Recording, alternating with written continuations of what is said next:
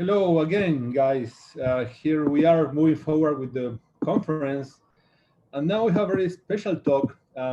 We mentioned a bunch of times already in the conference about curation use cases in Kleros. We use this for curating content, and also the crypto asset use case that we mentioned yesterday for having the community define what is a list of acceptable crypto assets, complying with a number of features. So at one point we said, why don't we generalize this principle of curation and have like anyone be able to create their own list to have the community curated with the crypto economic incentives that Kleros can provide to do this in a transparent and in a fair way.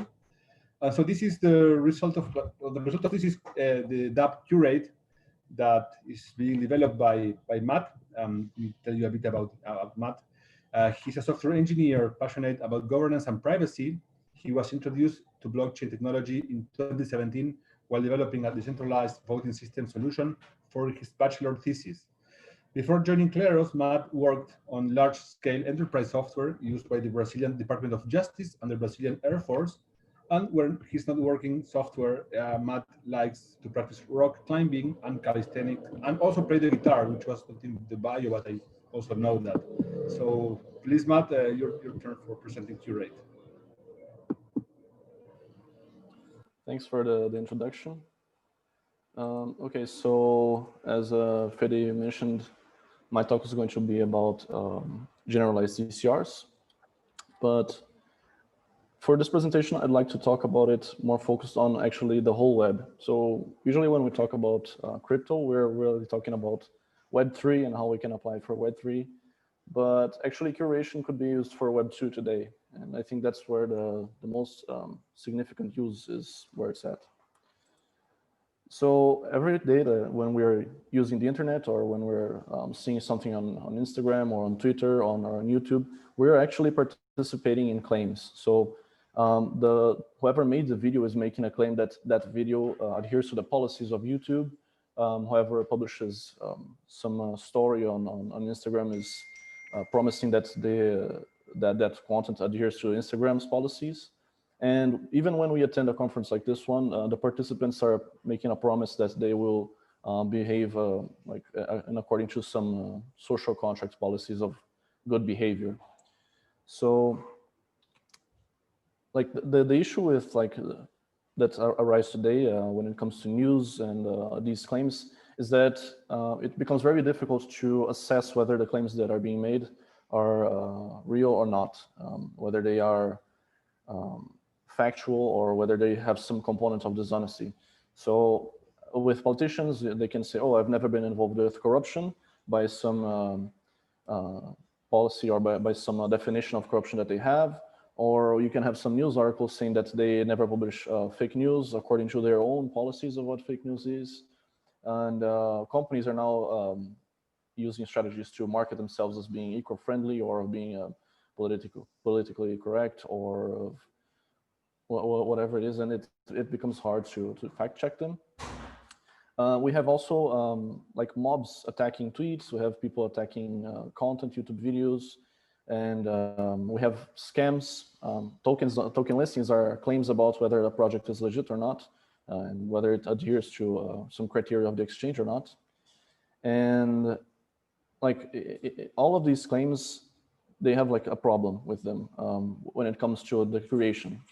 And a lot of people complain about it, but they don't really tackle the core of the issue, which I think Curate has the potential to do along with Kleros. So today we have a lot of people reporting tweets. We have people reporting Twitter accounts. We have people reporting ways of counting elections, for example, of some region. We try to report scams or phishing websites. But the real issue is that the current situation is not fine because the policymakers and the people that judge the cases are the same. So if you take like YouTube, for an example, YouTube, of course, is a company, but they concentrate the power of making the law. And if someone reports some video to them or some channel, they are also the judges. And if they rule according to their own laws that the content is violating their policies, they enforce the ruling. So they have the executive power, the legislative power, and also the judicial power. But we don't have to do that. With Kleros, we can bring, at least for the creation part, we can give a tripartition of powers in that area. So we can allow the general public or the users of the platforms to write the law. And it doesn't matter if you're like right, left, up, or down. Eventually, you will need to agree to some compromise and what both sides think is correct definition of fake news, or what is the correct definition of,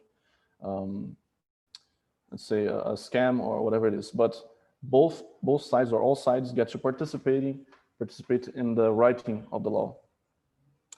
And when it comes to judge, of course, Kleros does not picky.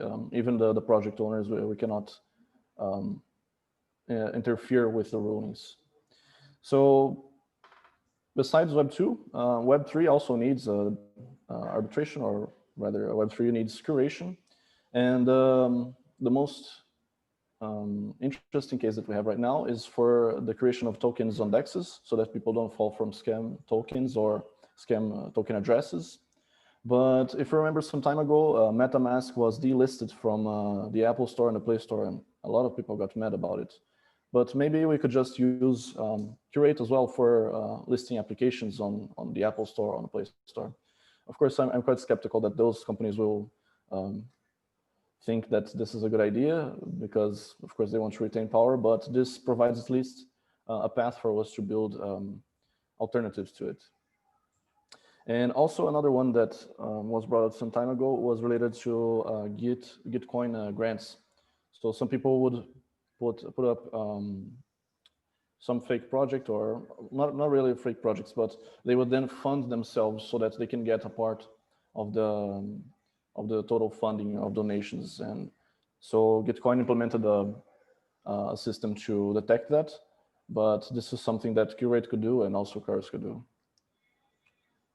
So the objective of curation in general is to move from a world where we have cloudy, unorganized, or uncertain, obscure claims to one where we can fact check them. And after the fact check is done, people can go and look how it was done and what were the people, well, not the people, but what were the reasoning behind the jurors' thinking, what was the evidence presented, and what are the policies. And if they're not satisfied with the policies, then they can participate in writing a new one. So do we have any battle-tested solutions? So dojos and trials and other applications were brought up before during the conference, but I'd like to go over our most famous case of token-created registries, which is the T2CR. And the T2CR is basically a list of tokens, of token information, and a couple of badges, which are arbitrable TCRs like itself, but for addresses, and which allow for users to attest that a token follows a certain criteria. So one thing, we can't see your screen. There's something. Oh, you can't see my screen? Oh, wow. No. Well, everything was very clear anyway, but you only, yeah, there's a share screen at the bottom. Okay. Is it working now? Yeah, perfect. Okay. So yeah, going forward with the T2CR. The objective of the T2CR was, or the best use case for it was to combat fraud in exchanges, while also allowing for any project to participate in the listing process. So the process is basically that anyone can submit their token for the T2CR, and somehow the application will sort out which ones should not be listed because they contain incorrect information, or if the token is attesting to some badge, whether that project does not adhere to the listing criteria for that badge. And this is what it looks like right now. Actually, the only thing that's updated there is the number of tokens. We are approaching 600 tokens as of today. So the process is basically someone submits token information, and there's people just looking constantly at the registry trying to make money and find fraud. So this is like the police. And they scrutinize the project, And if the submission is fine, or if it has some incorrect information, then Bob comes and challenges with a deposit as well. And the two deposits get locked in the contract. And finally, Kleros will decide which party is correct. So if Alice submitted some incorrect information, then Bob gets her deposit as a reward for his detective work. And we have some interesting cases.